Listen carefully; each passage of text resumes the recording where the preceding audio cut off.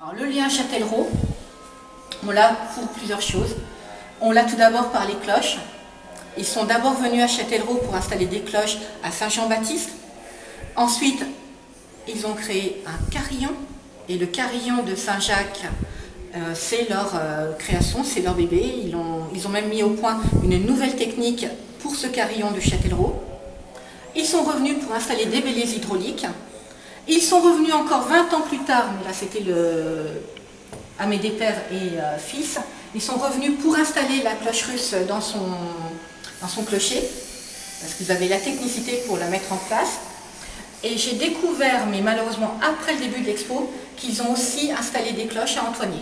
Et ce que vous voyez derrière, là, ce sont des photos actuelles avec tous les mécanismes, tout le matériel qui date du 19e siècle, de la fonderie d'origine, et qui est toujours en fonction, et ils vendent dans le monde entier, spécifiquement pour Châtellerault. C'est ce clavier. Le carillon de Châtellerault, au départ, c'était 50 cloches, et les cloches, normalement, on tape avec un clavier à coups de poing. On tape, voilà, c'est assez dur, il faut bien taper fort. Et lui, il a imaginé qu'on pouvait sonner du carillon, jouer du carillon, avec un clavier type piano. Il n'y a que 3 documents sur les béliers hydrauliques à Châtellerault. Ces béliers, on ne les voit jamais.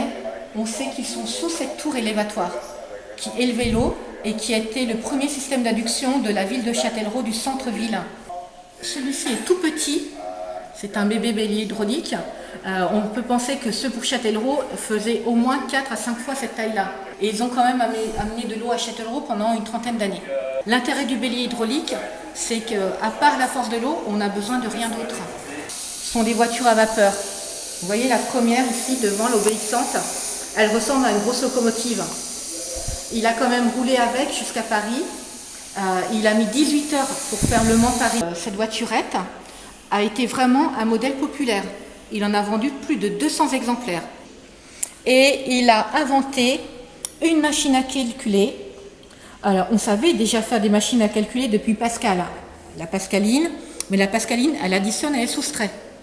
La sienne, elle multiplie, elle additionne, elle soustrait, elle multiplie, elle divise et elle extrait les racines carrées.